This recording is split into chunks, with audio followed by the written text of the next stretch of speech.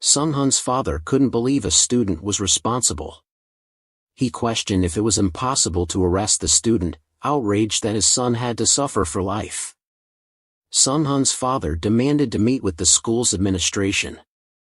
He was determined to make Taesan's family pay. In the intensive care unit, a police officer was investigating Taesan's identity. He asked why Taesan had acted that way, with Taesan not understanding. He asked again why Taesan had attacked those students. Taesan told him that he was overstepping, as clearly he was the victim and those thugs were the guilty ones. He was obviously attacked and had even become a patient. The police couldn't believe Taesan dared to deny it, saying that he had beaten them all up. The police warned that if he didn't confess, the investigation would uncover the truth anyway. The police were unaware that Taesan was recording the conversation. They kept asking why Taesan had attacked them, accusing him of disliking the senior students. They also accused him of bullying and extorting money, saying he couldn't claim they extorted him or that he borrowed money from friends. Taesan asked the police if they had taken a bribe, but the officer didn't dare admit it. Taesan questioned why he was only being interrogated. Moreover, as a minor, he pointed out that without a legal representative or guardian present, the inspector had no right to interrogate him as if he were a criminal. The police, infuriated, asked what about it. The officer grabbed Taesan by the collar, scolding him for being a snotty-nosed kid who didn't know his place. The officer shook him harder, saying he had encountered many spoiled kids like Taesan before. Taesan cried out, asking him to stop, and began to cry in fear, asking why he was being treated like that and requesting a different inspector. Taesan called for a nearby doctor for help. The doctors rushed over, asking what happened, and Taesan accused the police officer of trying to kill him. He complained that the officer treated him like a criminal. The doctor reprimanded the officer, asking if he was insane to treat a student and patient like that. He reminded the officer to be gentle during questioning and questioned if he would take responsibility if the patient suffered any consequences. The police officer didn't know how to respond. A nurse nearby alerted the doctor that Taesan seemed to have fainted. The doctor immediately called for help, preparing to lower blood pressure and move the patient. He instructed to get X-rays and an MRI to check for any head injuries in this emergency case. The doctor accused the police officer of assaulting the patient. At Taesan's school, the management announced that a bullying incident had occurred. Recently, the school's bullying situation had reached alarming levels. The principal demanded swift solutions, while the vice principal immediately suggested expelling Taesan for embarrassing over 30 students that day. Taesan's homeroom teacher disagreed, stating it was a case of 30 against 1. If punishment was to be given, the other students involved should also be punished. The board thought Taesan's teacher was defending him. The teacher insisted it wouldn't be fair to punish only Taesan. The principal suggested that all students involved in the incident should be expelled. The homeroom teacher argued for a more balanced solution than just expelling Taesan. The principal expressed concern about media coverage, fearing a significant stain on the school's reputation. However, he believed that strictly punishing the offending student alone would improve the school's image. In the hospital, Taesan was diagnosed with a concussion and prescribed 8 weeks of rest. This meant he could skip school and freely invest in stocks. He was staying in a quiet special care room. He felt that having a lot of money was simply for enjoyment. Taesan pretended to be slightly unwell to deceive everyone. Despite this, he managed to study all the subjects he needed through solution books and online lessons. He was simultaneously studying and playing the stock market, never resting his mind. Taesan was enjoying himself. His money kept increasing, reaching 700 million today, and still growing. For him, now was the time to work. A respectful person came in and addressed him as Taesan, asking how he was feeling. It was his lawyer, whom Taesan told not to be too formal, as he was just a high school student. This was their company's operational policy. Taesan had hired a lawyer named Ju Juntae, a top 3 lawyer in South Korea from the firm Samyu. Money seemed to solve everything. Taesan advised him not to be too rigid. Juntae had been ousted from the organization for being too rigid. Previously, lawyer Ju was the deputy chief prosecutor at the district prosecution office. After retiring, he became a first-class public servant lawyer. Taesan told him that he hadn't cut ties with the organization yet. Juntae was surprised that Taesan knew about the organization, but Taesan said he didn't know much. Outside, there was a loud shouting. "Why is a district prosecutor here? If he stops me from investigating, he'll be charged with obstructing a public officer, understand?" Lawyer Juntae was hidden by Taesan, who then went outside, nodding in agreement. A policeman opened the door, accusing Taesan, saying his end was near. The prosecutor from the anti-crime division had come to arrest him. The policeman accused Taesan of pretending to be a victim. Throughout, he continuously accused Taesan, with the prosecutor also involved.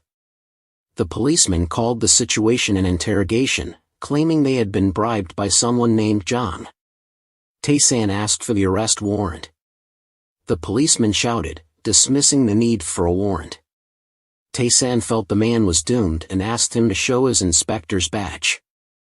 A colleague named Kim Thwang told the policeman to show his badge. The colleague didn't like reprimanding the seemingly knowledgeable kid. He challenged Taesan, asking if he wanted to experience a real concussion.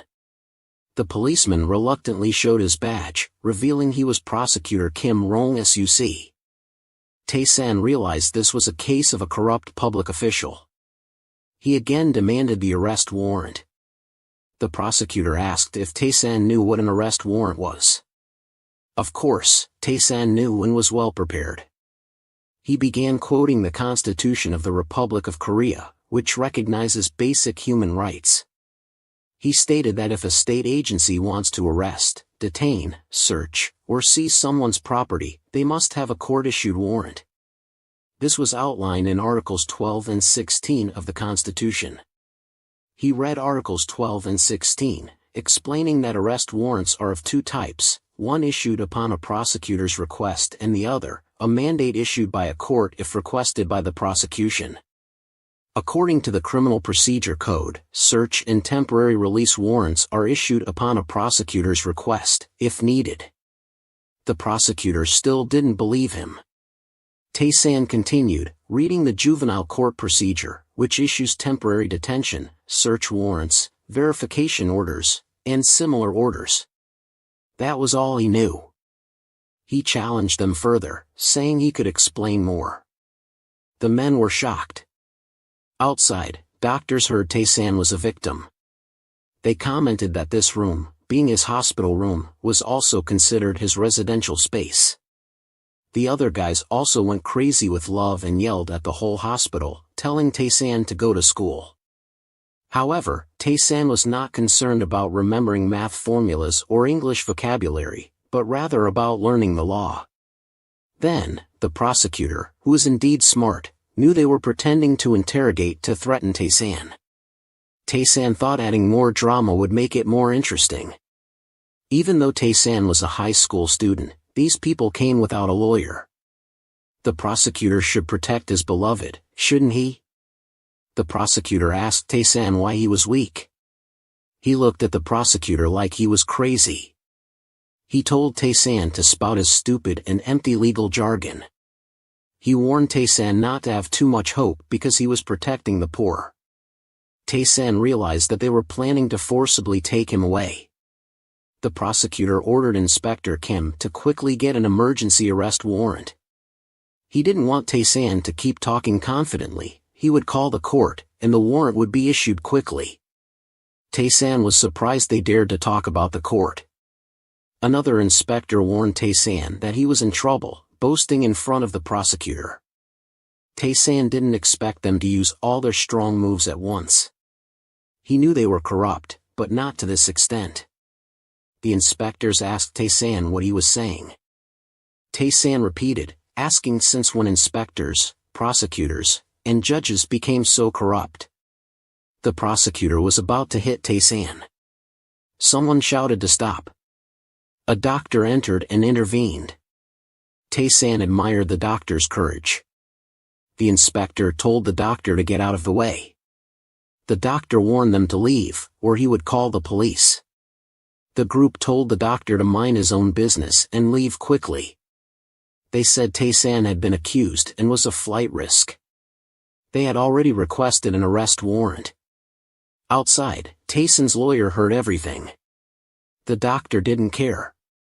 He only warned that if anything happened to the patient, he would be responsible. He asked them to leave. Taesan was moved by the doctor's actions. True to his profession. The group didn't know that all their conversations were being recorded. Taesan started to act again. He pretended his body was in shock. The doctor immediately called the nurse to prepare for defibrillation. Taesan's acting skills were impressive. The inspectors began to panic. Someone called for Prosecutor Kim. It turned out to be lawyer Jun Tae. He knew Jun Tae was the deputy general manager. He didn't understand why he was there. Jun Tae knocked him down with a hit. He fell to the ground. He accused the inspectors of being thugs. The other inspector tried to argue back. Jun Tae knocked him down too. Both the inspector and the prosecutor were lying on the ground. The doctor and the remaining person were scared. Jun Tae took out his phone and called their boss. He scolded the boss for not training his staff properly. He questioned the need to send a prosecutor for a high school student's case. Jun Tae threatened to kick the higher-ups' butt. At school, the school director suggested expelling Taesan. Keeping a thug like him would harm the school's image. The homeroom teacher thought it was premature. What if Taesan was innocent and got expelled? It was also the school chairman's wish. He could make decisions as the school's owner. He said Prosecutor An was arresting Taesan, who was now in jail. The homeroom teacher didn't believe it. The vice principal said they couldn't do that. Disciplinary actions would be postponed until the truth was verified and the court made a decision regarding Taesan. The director disagreed, worried about the school's reputation. The school would also be under scrutiny from the educational authorities. The director criticized the principal for lacking decisiveness and insisted that the school make an immediate decision. He then declared that as of that morning, Taesan would be expelled. He also prohibited Taesan from transferring to another school, stating it was his father's wish, the school chairman. While discussing this, a staff member entered. The director asked what was happening. The staff member whispered something to him, surprising him that this issue had been posted online. At the hospital, a nurse pushing a cart asked Taesan how he was feeling that day. With the hospital's most beautiful nurses taking care of him, of course, he was doing well. One nurse complimented Taesan on being flexible and joked that he must be quite a ladies' man. Taesan flirted back, saying he would have dated her if she were 5 years younger. Taesan was indeed a charmer, and the nurse was flattered. He even ordered pizza for the nurse to have for lunch, to which she remarked that Taesan was very thoughtful. Taesan was not just thoughtful but also wealthy. The nurse asked if that was true. Taesan began to fantasize that the nurse would confess her feelings for him.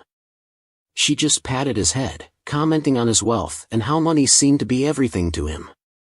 She also reminded him to stop playing games and focus on resting, not forgetting to thank him for the pizza. Taesan wanted to object, saying it wasn't a game, but the nurse didn't believe him. Nobody would guess that he was trading stocks on his computer, with a total transaction volume of 10 billion that day. Taesan continued his operations. His profit had reached the maximum capital amount of 20 billion. Who would believe that a high school student could invest in the stock market like that? Taesan looked out of the hospital window. The recent commotion meant that without the doctor's permission, no one could visit him, making the hospital an ideal hiding place for Taesan. He gazed at the cityscape, thinking about the disciplinary council's turmoil. Videos of Taesan being bullied had been uploaded online. Sung-hoon's words in the video were clear. All the teachers at the school watched it. The director was shocked by the existence of this video. The disciplinary committee members turned pale. The principal and vice principal couldn't sit still. Hearing Sung-hoon's father's name, the director started to feel nervous. The principal paid even closer attention. Sung-hoon even mentioned the director in the video. The director wondered how he would escape this situation. In the hospital room, both the lawyer and Taesan were enjoying the video. The lawyer asked Taesan how he wanted to proceed. Taesan smiled benignly. "Let them die for me," he said. The director angrily slammed his hand on the table, drawing everyone's attention. They hoped he would provide an explanation as his phone rang. He answered the call. It was from his father, the chairman, who scolded him, calling him a disgrace. Even over the phone, the entire boardroom was afraid. The principal was furious. The chairman said he would come to the school right away. After hanging up, it seemed the director's fate was sealed. Online, netizens were buzzing more than ever. The president had to quickly announce an investigation into the case. Sung-hoon's father was surrounded by journalists. They asked if he was really putting pressure on the prosecutor and police. He had to publicly apologize for the trouble he caused and then resign from the city council due to public outrage.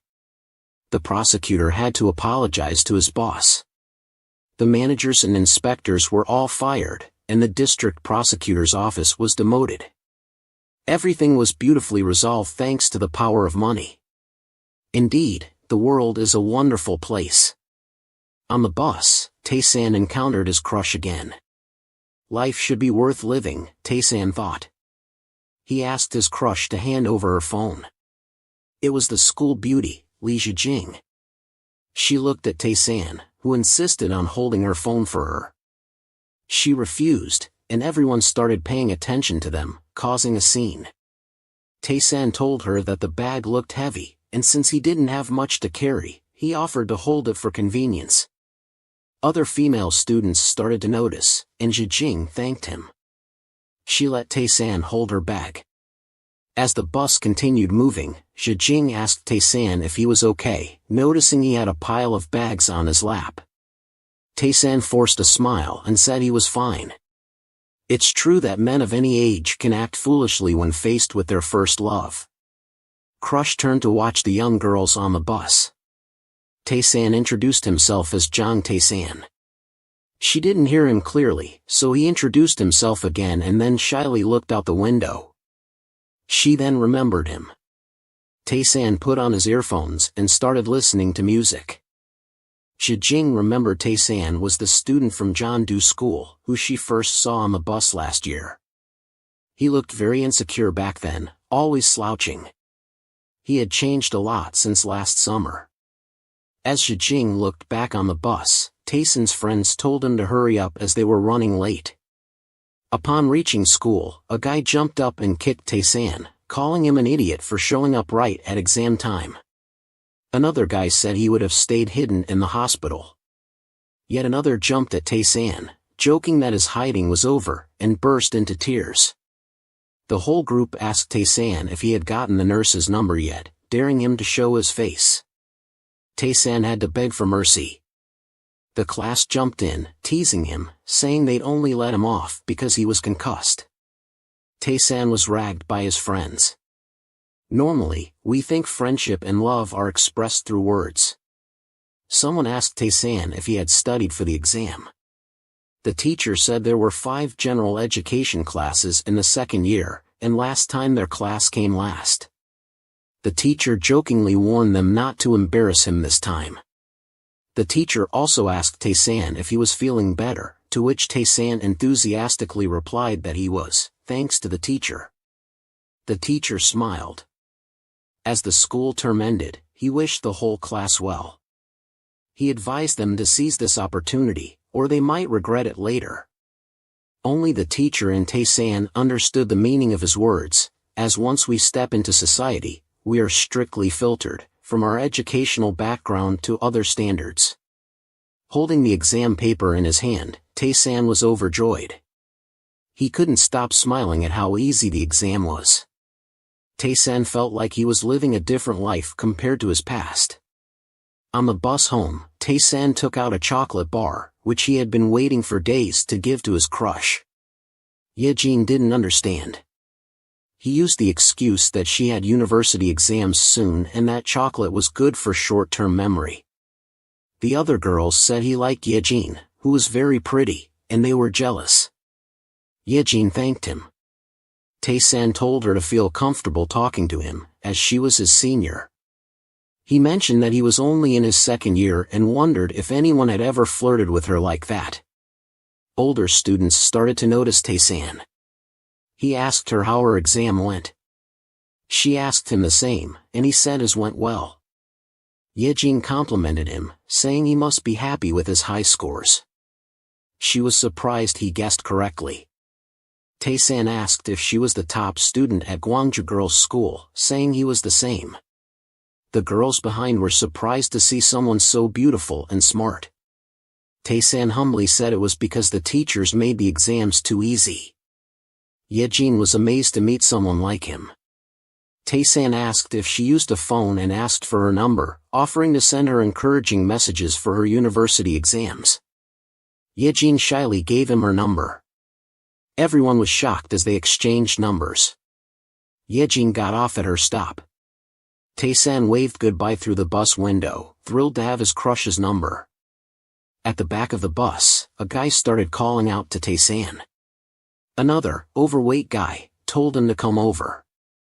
When Taesan didn't react, he threatened him to come there. At the end of the bus were the tough guys from the Shurjum Wrestling Club. The biggest one among them called me down. His name was Choi Huk-chan. Taesan had seen him in the newspapers before. Taesan wasn't scared and stepped off the bus. Choi Huk was really big. He was sitting in blocking all the space at the back of the bus.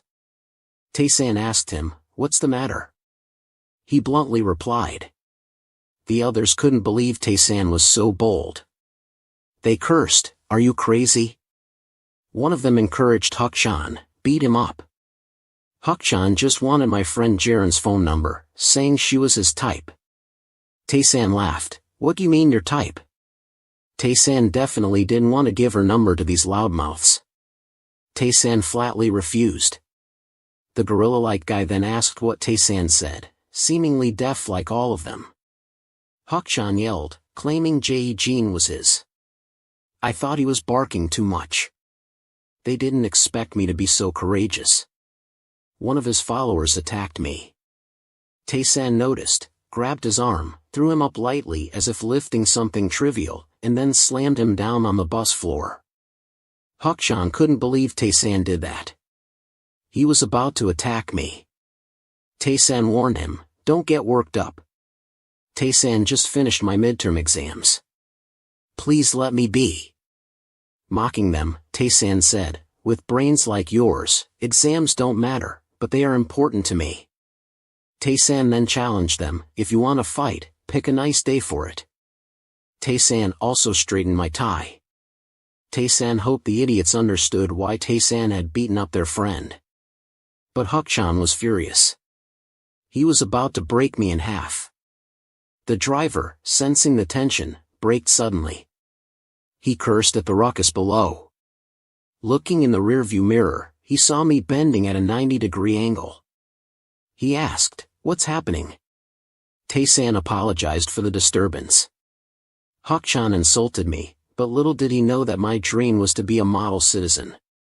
Taesan wanted to live a peaceful life, buy a building, make money, and build some villas. Occasionally, Taesan felt like causing a few companies to go bankrupt. Anyone who dared to meddle in my dreams would be crushed. Another day at school began. The lunch supervisor wished everyone a good meal. The meager portions of kimchi and vegetable soup were unappetizing. My friends complained that even their dogs are better. The supervisor said eating more bean soup was healthy. Rumor had it that the supervisor, the director's lover, struggled to find these soybeans. Taesan saw her buying cheap soybean sauce from trucks outside the market. Taesan put down my spoon. She changed her tone when she saw me stand up, becoming more welcoming. She asked why Taesan had so much left. Warning me that skipping meals could lead to divine punishment, Taesan dumped the food into the trash, saying, "But I'm still alive, aren't I?" She advised me not to speak like that to a beautiful woman, calling it rude. Taesan wished she'd face punishment while still alive. Taesan glared back, thinking the director hadn't changed since our last encounter. She asked who Taesan was. I went to the director's office. He was leisurely eating. Despite my arrival, he didn't stop. He asked how he could help me. Looking at his meal, Taesan wondered how much school money he had spent. Pretending to be benevolent, he told me to speak up. Taesan didn't beat around the bush.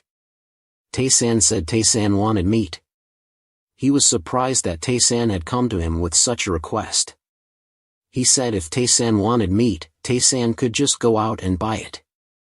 But it wasn't just for me, it was for everyone. Taesan brought up his lover, who was in charge of preparing the students' lunch. The director didn't expect you to bring up this matter. Taesan said that over the past year, the school's lunch has been worse than dog food.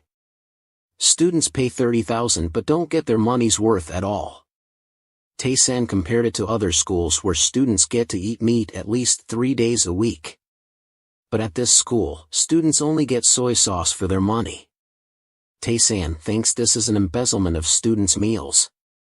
He wants the students at his school to have proper meals to have the energy to study. Taesan wants the director to file a complaint with the police. After saying this, he asked permission to return to class.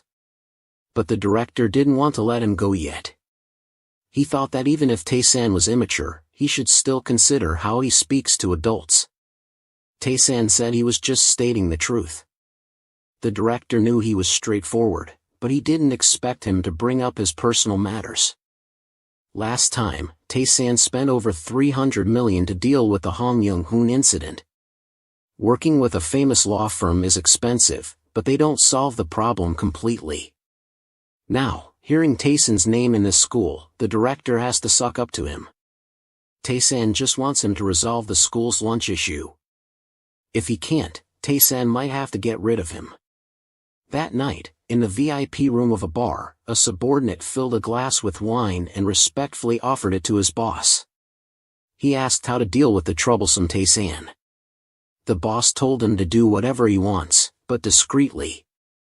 He poured more wine for Hong Song-hoon, wondering why so many wanted to get involved in burying someone insignificant like Taesan. Isn't it true that the more people want him dead, the higher the reward? Young-hoon told his subordinate to be careful, and he'd double the reward. It's not a problem for him. Since Taesan exposed Young-hoon, he's been furious and swore to kill Taesan. Everyone outside the barroom heard his curses. At school, the homeroom teacher hurriedly looked for Taesan. He called him from the teacher's office to the classroom. Everyone was surprised to see the teacher so panicked.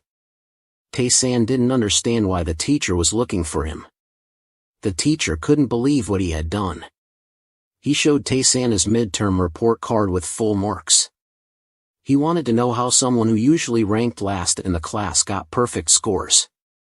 The class thought they misheard when they found out Taesan had the highest marks. His friends were all abuzz. One suspected cheating, another suggested the teacher make him retake the test. The teacher said Taesan had to explain to everyone. Taesan had no other choice, he had to face the consequences. The teacher and classmates all awaited his response. Surprisingly, Taesan soon had to tell the truth. He said he would treat the class to pizza today. His classmates still didn't want to let him off the hook. He added another condition, Taesan would also treat them to a session at the internet cafe. Seeing the offer of food, they quickly changed their attitude. They were as excited as monkeys for the free meal. Taesan's close friends began to praise him extravagantly. One said, "Taesan is very smart, teacher." Another commented, "Taesan works hard at home, really a lot." Someone else exclaimed, "It's just a shock, that's why he's improved." They expressed their trust, saying, "See, you are my brother, so Taesan fully trusts you." They were cheering for him like he was a celebrity. It's true what they say about food being a motivator. The teacher, seeing them swayed by the food, didn't know what to say and let Taesan off the hook. The school cafeteria changed drastically that lunchtime. There were 2 trays of food, including fried chicken. It deserved a perfect score. The lunch supervisor asked the students if they were satisfied, to improve for next time. Since the new supervisor took over, the market has been much calmer. The students even made banners to support her. She always cooks delicious food for them. Moreover, the market ladies also thanked her for buying lots of ingredients for the whole school. After school, the whole class rushed to the nearby pizza place. Each one loudly demanded a supersized pizza, the bigger the better. They didn't want to line up and insisted the owner serve them first. Seeing the students going for pizza, the owner asked if there was a special occasion. They said they were treated by the top students. The owner asked if it was Taesan, surprised that she also knew about him. The owner mentioned her child also attends the school and credited Taesan for its tranquility. She then inquired about Taesan's whereabouts. The students pointed to him sitting outside, gazing at the sky. Taesan politely nodded and greeted the owner when she looked at him. The girls at the table turned to look at him, admiring his good looks. The owner asked if he could afford to pay for the meal. Taesan reassured her, saying he had just made a few billion and could even buy the place. Suddenly, someone greeted him from behind. A girl approached Taesan, asking if he was the second-year student from the nearby boys' school and boldly asked for his phone number. She looked very cute, but Taesan politely declined, mentioning he already had someone in mind.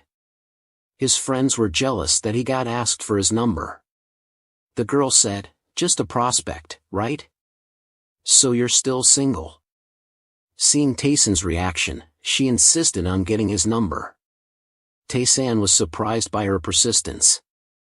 He thought it unfair to the other person, even if it was unrequited love. The girl complimented him for being interesting. Taesan wondered if she falls for every interesting guy she meets. She looked familiar, but he couldn't remember where he had seen her before.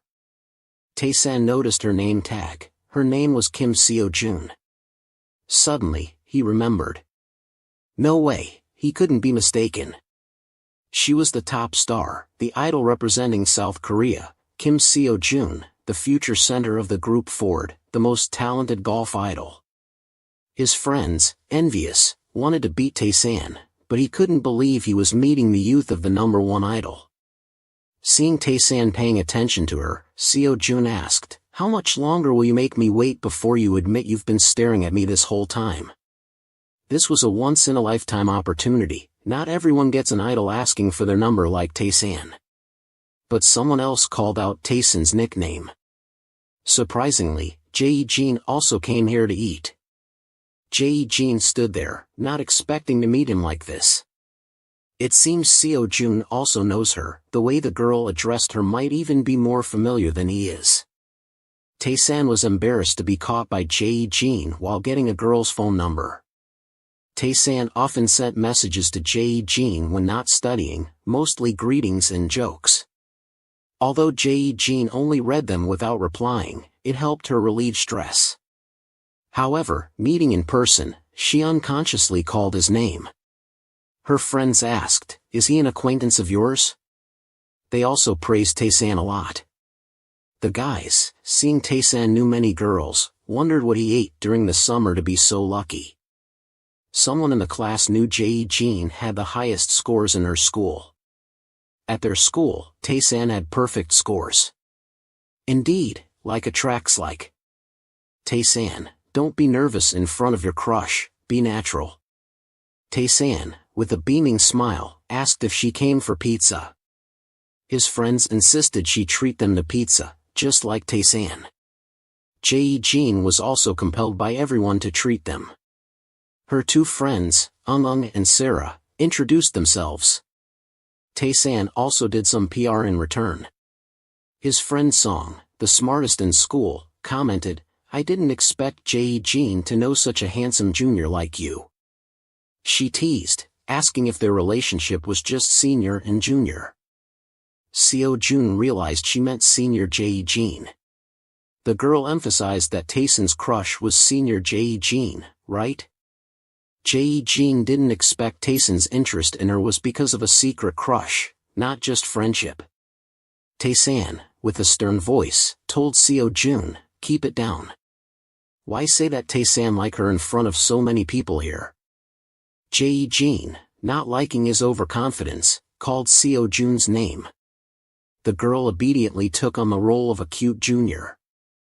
Jae-jin, feeling uncomfortable, asked Seo-jun, "Are you close with Taesan?" Seo-jun replied that they just met today, which saved Taesan, but then she dug a hole for him by saying he was exactly her type. Seo-jun complimented him for being handsome and smart. Taesan didn't need her praise, it indirectly lowered his reputation with Jae-jin. His friends were pleased to hear a girl compliment him. After exchanging beautiful words, they looked at each other with loving eyes. Jae-jin said she also thought like Seo-jun, a confirmation that didn't make Taesan happy but rather worried him. One guy had 2 boxes of milk, while another had none. Lucky Taesan, pursued by 2 hot girls. Jae-jin asked Seo-jun what she thought, seeing Jae-jin with Taesan, but Seo-jun found the person challenging her not ordinary. The girl approached the two of them. Taesan also noticed her gaze. Now, the battle between the two women officially began. Seo-jun wanted a fair competition, not giving way just because Jae-jin was a senior. Of course, it would be fair, but wasn't Taesan more interested in Jae-jin? Taesan wondered if he was unlucky to leave the house with his left foot today. Seo-jun just came up with something else. The girl asked senior Jae-jin if he had his phone number, didn't she? How did the little girl know? Seo-jun wants Taesan to give her his phone number too, to be fair. If you're playing fair, things must be done properly. Taesan originally didn't want to give his number to the girl, but sister Jae-jin told him to just give it. Thus, Seo-jun's wish to get Taesan's number was fulfilled. She didn't want to be seen as selfish, only keeping Taesan to herself, so she told Taesan to give the girl his number. In the legendary battle of women's honor, everything must be divided fairly. Crazy. Now Taesan has the number of a famous star and doesn't face any criticism. Taesan asked Jae-jin to give him the phone, and he entered his number for the girl in front of Jae-jin. Knowing it was forced and not Taesan's voluntary action, Seo-jun wasn't very happy. Going back to his school days, being fought over by girls was something he enjoyed. After saving the number, his nosy friends also found it interesting. Now, Taesan is caught between 2 women, one, his first love, and the other, a future superstar. The boys in his class didn't believe him and had no shame. Were they planning to woo both girls? The school's loudspeakers started broadcasting, spreading news of this fiery battle everywhere. In the school's multifunctional building, in the wrestling club's room, Huk-chan was on the phone, hearing some news. The coach asked why Huk-chan wasn't practicing and just standing there. The coach was dissatisfied, as he called but got no response. Approaching to see if something was wrong with Huk-chan for not listening, Huk-chan, infuriated, hugged the coach's waist, tripped him, grabbed him, and slammed him to the ground. It seems Huk-chan just heard something about Taesan, which made him so angry. He even called out Taesan's full name in his rage. This shopping trip, Taesan bought a new car for his father. He also took his family to buy new clothes. Having a brother like him is always a joy. Now, his father's farm had more hired workers and an expanded garden, thanks to Taesan. Taesan also bought an apartment near the school for convenience. Now living in the city center, Taesan could only work in the evenings due to school. He left home to live independently. He rarely attended school, only going when exams were near. Today, he made 7 billion. Tomorrow, this amount will increase to 9 billion. The stock market has been rising continuously. The market value is soaring every day. Now, Taesan can't let his money sit idle. He hasn't yet touched the investments that will surge in the future because it would change the market he knows. Taesan is waiting for the moment he is most looking forward to. Soon, in 2007, a market crisis will occur, and the markets will have to mortgage all their assets. Now, Taesan goes to school to get the top rank and then goes straight home. The school is peaceful now, with no need for his intervention. He's going home to see how many questions he answered correctly. Since returning, school is no longer a hellish place for him.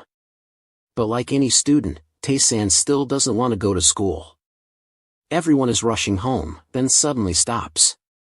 Taesan nearly bumps into the boy in front of him. Then Dong tells him to look at the school gate.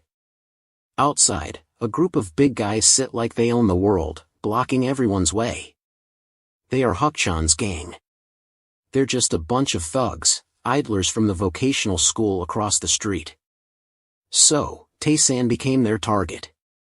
The bald guy, looking like an egg, called out Taesan's name. Taesan wondered if they knew each other to be calling him out like that. Of course they knew, following them was different. Whether they knew each other or not was obvious right there. With this gang, Taesan had to communicate with fists. Taesan told his friends to go ahead, but they wanted to hang around. After watching, they would get to eat pizza. Why not go? He thought they wouldn't dare see him in danger. But who knew? It was getting dark, and they dragged him into a deserted alley. The leader of the group reported to the boss that they had brought Taesan. This gang wasn't short of big guys with big ears and faces, but where did this hentai-looking guy come from? Hukchan sat impressively among his gang. Finally, Taesan's day had come. Hukchan already disliked Taesan's face. Now with the chance, he told Taesan he wouldn't survive leaving. Coming here was a wrong move. No escaping now. Taesan saw these guys brought the whole gang for a small matter. Seeing Taesan's courage, his friends even laughed along. This guy was a good joker. He kept teasing, a pig, but no problem. The tension between the two sides was like a tight string. But this warehouse was strange. Taesan sensed a murderous aura all around. Since practicing martial arts, his body has become more sensitive. The smell of death engulfed him. He asked if they knew how many people had bled in this room. Now, it was time to share some life knowledge. Taesan said it wasn't too late to turn back. He had lived long enough to know life was short. Why waste time on pointless things in this busy, treacherous life? The gang thought he was talking nonsense. They needed to straighten him out.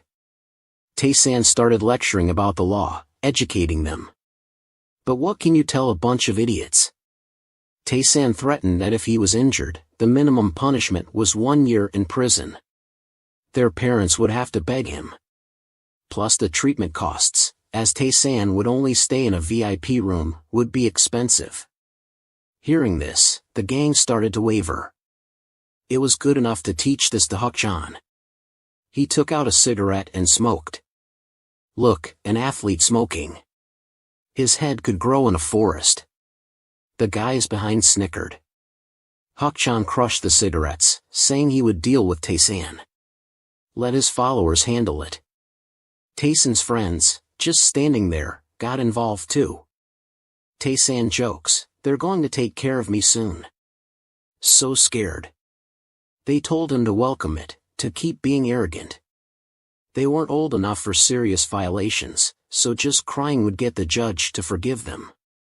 So now he said the law needed to be stricter. In South Korea, minors under 18 aren't sentenced for crimes. Hence, the number of victims is increasing. Just wait, Taesan would make them cry real tears. Hukchan ordered his gang to attack Taesan.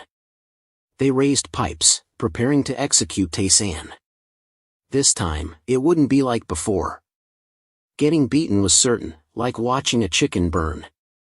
His friends didn't expect the gang to be so prepared this time. Taesan pushed his friends back. If he didn't, he would fall and break his beak. The gang seized the opportunity and rushed in. His friends knew Taesan was in trouble, but they could only stand outside and shout his name.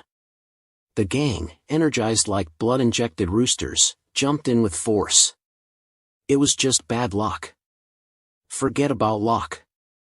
Blood and teeth flew everywhere. Taesan kicked the chin of the guy closest to him. His teeth flew out, not even having time to say goodbye to the jaw. Taesan stepped on the guy, using him to jump up. It shocked him, they were using iron rods. He almost had to meet his ancestors. After fighting, Taesan posed, like Bruce Lee with a watermelon belly. He told his group to jump in, finish the fight quickly, and then go home to eat. Taesan flaunted his Tai Chi Chuan skills. The Hukchan gang saw the iron rods but couldn't make Taesan flinch. He ordered them to do whatever it takes. Beat Taesan to death. But was he really the main character? The main character never gets beaten to a pulp. Taesan jumped up, hitting them so they didn't look human anymore. He beat every face he could. Whoever jumped in got thrown out. From now on, Taesan would be the main character on this land. After dealing with the annoying ones, he called out to the guys mocking from behind. Come on in. Oh God, his friends thought, he's tough. Taesan urged them to hit harder. Why so weak as if you're starving? Looking at the guys lying at Taesan's feet, they dared not get up. But provoked by him, they had to try to bring Taesan's body back to Hukchan. Taesan loved beating up bullies. He said, come on, all in, let's eat. But there was no meal yet, only naked chickens for Taesan to show off. When time was up, not a single follower was left, only Hukchan. Hukchan never imagined someone could withstand a gang attack and not get hit even once. The bodies of his followers piled up. Taesan fought like in a movie. He told his friends to call 112 and 119, to report that they were being attacked by a gang, but actually, it was the gang that got beaten. Hukchan, warned by Sung Hun's followers, knew if he failed, not only the organization but also his followers wouldn't respect him anymore. He pulled a knife from his jacket. Taesan said what he was doing was self-defense, not caring about Hukchan's threats. Hukchan charged from behind, trying to stab Taesan to assert his position in the organization. Taesan's friends warned him to watch out for the attack from behind. But when it seemed Taesan would be stabbed, it was Hukchan who ended up screaming on the ground, holding his hand. He never expected Taesan to counter him, something no one had ever done before. Then Taesan declared, causing injury with intent to kill, organized violence, and serious actions. All this is enough for you to go to prison for years. A man's tears fell, the game over. Taesan called Lawyer Du, saying he was attacked by a group with the intent to kill him. Hukchan cried, begging Taesan to spare him, as he didn't want to go to jail. Taesan was not easy to deal with, strong and with money to hire a lawyer. Hukchan's attack on him was like bad luck for 8 lifetimes. The TV reported about a group of students who gathered with the intent to kill an ordinary student. The above-mentioned group assault is an alarm bell for society about the problem of school violence. The issue is increasing, becoming uncontrollable. At home, Sung Hun's followers couldn't believe that if they couldn't handle Taesan, they would now be investigated. The gang member didn't know what to do other than apologize to him. Furious, he threw the remote control at his follower's face. He said, the news has spread on television, social media, and all media. The organization will surely find out. Taesan is in the hospital again, and the prosecutor has arrested some pretending to be students. Even the policeman he bribed couldn't be contacted. He decided to lay low for a while and retrain his followers. If you guys make another mistake, you're doomed. The follower poured him another drink. Seeing the obedient follower, he kicked another cup. Outside in the garden, he asked how the drink was. Behind him was an empty garden, and it was raining. Moreover, there was no one out there, so who could he talk to? Suddenly, the power in the room was cut off. His follower pulled out a knife and demanded the person who just spoke to show themselves. A stone flew in, hitting the follower on the head. He lay there unconscious. Now, only he was left. A figure covered in clothes appeared from behind the curtain. He couldn't believe it, as there was clearly no one there before, but now this person appeared. Lightning brightened the sky, making the mysterious figure even more frightening. In the heavy rain outside, Yoonghun's henchman asked who the stranger was. Taesan declared himself as the god of death. He told Taesan he wasn't scared of him.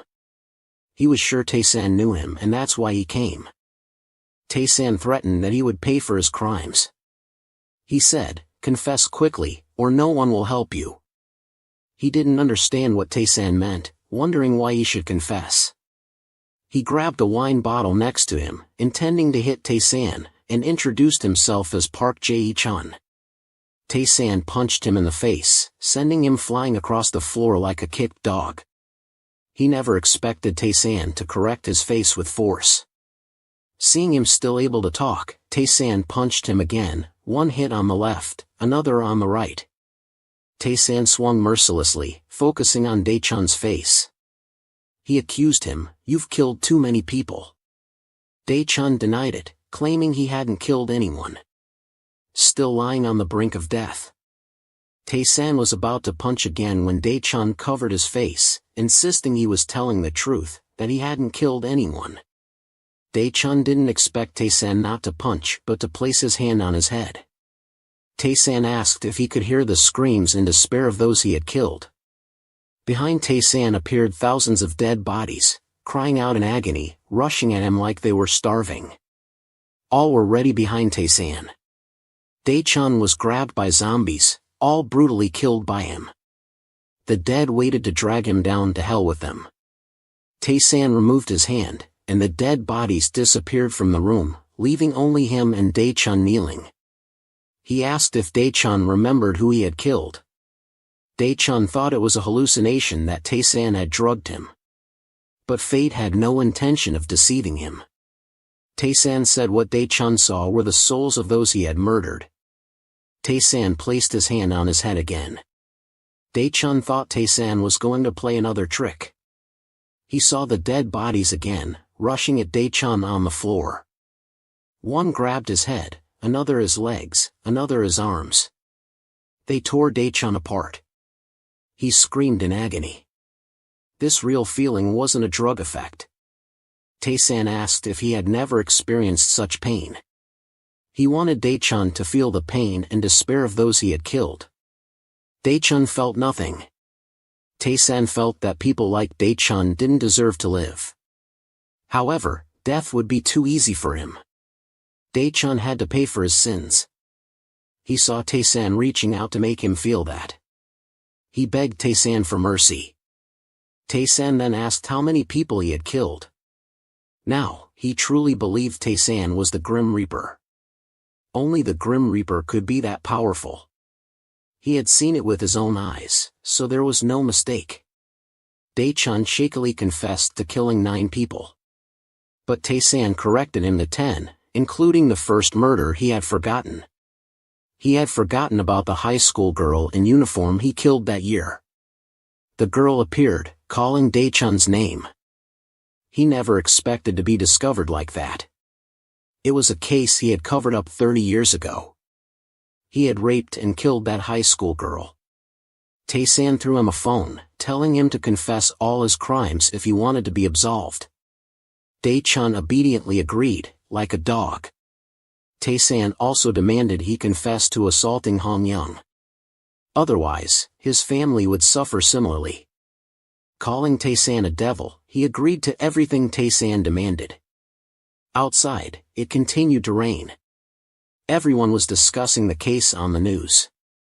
The police had found several bodies hanging over a dam, including the body of the high school girl killed 30 years ago.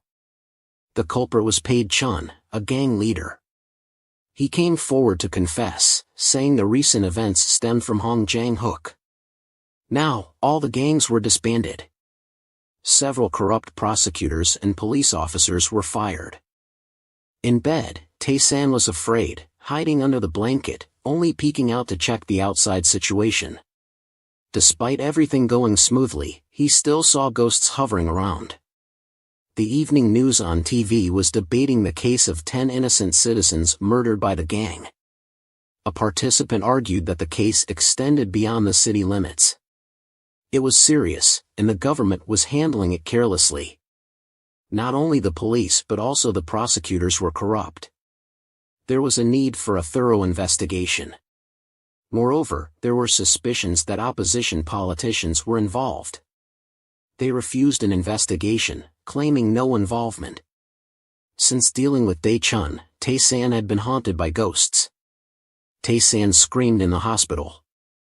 He thought everything should be over after resolving the matter. Could he have developed a new skill to see ghosts? But then, if that were the case, his ancestors who appeared were also ghosts, and they had helped him return to the past. Thinking about it gave him a headache. He just wanted to rest. Surprisingly, a ghost appeared under his blanket. Taesan's screams startled the doctors. He couldn't understand why there were so many ghosts in the hospital. Looking through the door, he saw another shadow.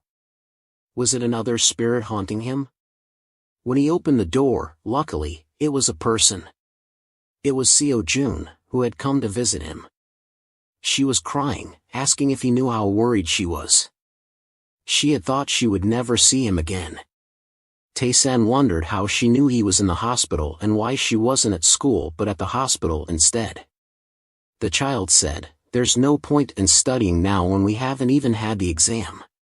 Many just cram everything in one night anyway. Even if she studies a lot, she won't become a star." Seo-jun hugged Taesan and asked, "Does it hurt a lot?" He was about to say he was fine, but then she reached up to touch his forehead. Taesan felt her hand was very soft. Seo-jun touched his face all over, saying, "Luckily, you don't have a fever." But the atmosphere was getting romantic. Taesan looked down and saw her chest pressing against him. He knew getting carried away now would lead to trouble. He pushed her away, but his body was betraying him. His sense of decency told him, "Just go for it, she likes you, so why hesitate?" Seo-jun also felt Taesan's physical reaction. She closed her eyes, waiting for him to initiate a kiss.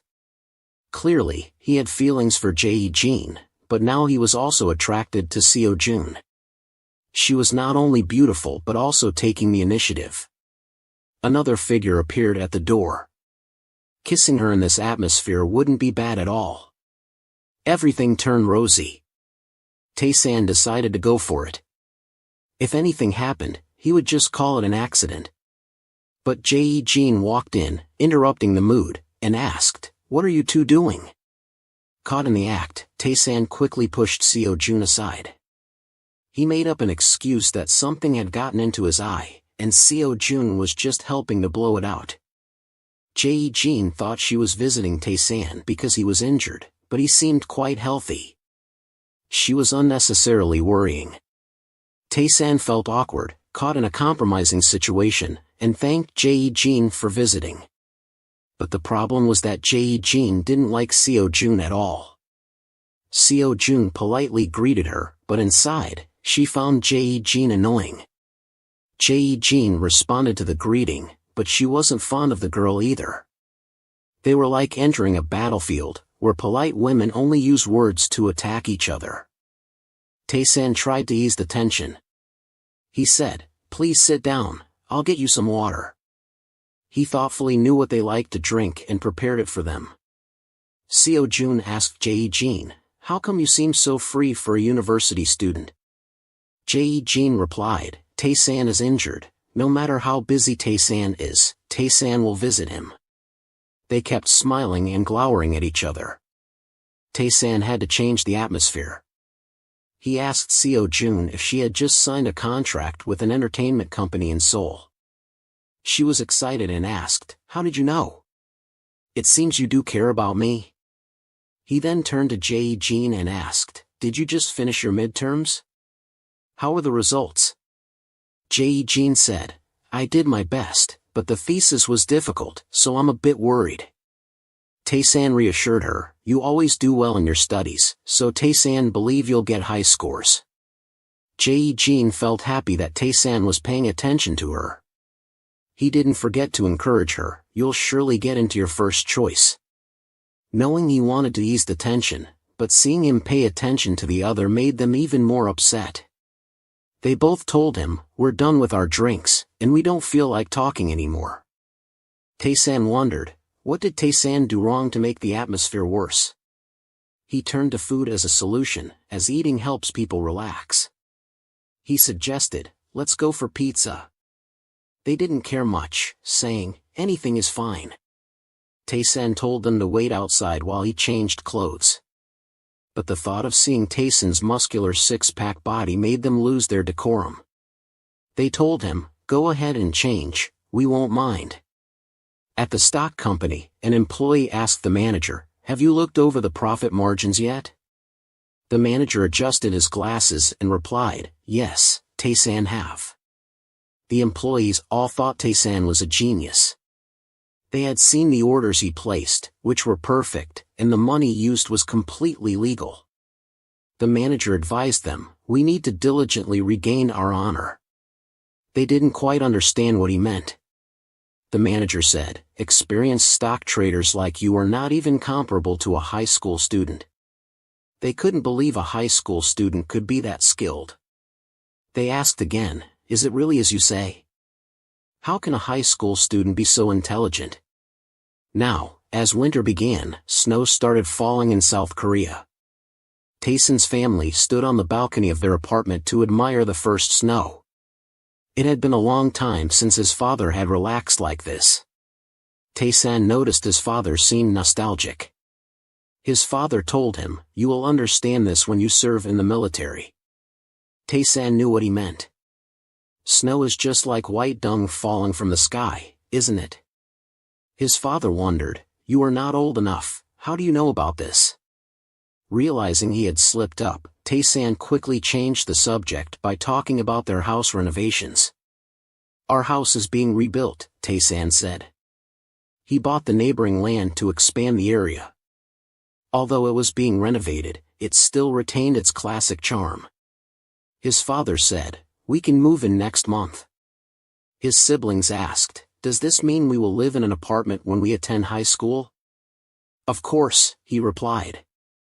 It's closer to the high school, and you can even walk. Maybe I'll buy each of you an apartment. Their mother came over and cut an apple into the shape of a bird for the family to eat. The kids asked, how did Mom manage to cut it like this? The apple was from Taesan's father's farm. His father said, this batch is sweeter, the distributors will surely like them. Taesan's father had become a genuine organic farmer. His mother had also regularly visited the farm to help with the recent apple season. Suddenly, his mother asked, Taesan, you're still writing novels, aren't you? Right after she asked, he choked. He could only say, I just submitted 20 drafts. His siblings took the opportunity to flatter their brother, saying, our brother is so talented. Ever since Taesan became successful, their mother didn't have to worry about anything and looked much younger. Taesan gave his sisters envelopes, each containing 200,000 won for their expenses. Having a brother like him is the best. Their parents also often asked Han about his finances. They thought he must work hard, while the family just enjoyed the benefits, but no one was greedy. His sisters were happy with just 200,000 won each. Everyone in the house remained the same, only Taesan seemed to have become a different person. His stocks were now worth over 100 billion won. Because he earned so much profit, the stock company would list him as a suspect. It was also the company he would have worked for in the future. Taesan wanted to talk to his mother. He planned to go abroad for a while to prepare for a bigger plan. His mother wondered, why does Taesan suddenly want to go abroad? He said, I want to travel to gain more experiences for my writing career. But his mother was concerned, is it okay for you to go alone? He reassured her, I'm grown up now, not a kid anymore. When Taesan's younger siblings heard that their older brother was going abroad, they were extremely excited. They wanted to go too and offered to carry his luggage as porters. Can we? They asked. Taesan replied, you two are not experienced enough, stay home and study. His mother asked, have you made your passport yet? Taesan said, I have prepared it already. His mother then asked, do you want me to come with you? He hadn't thought that his mother would want to go abroad with him.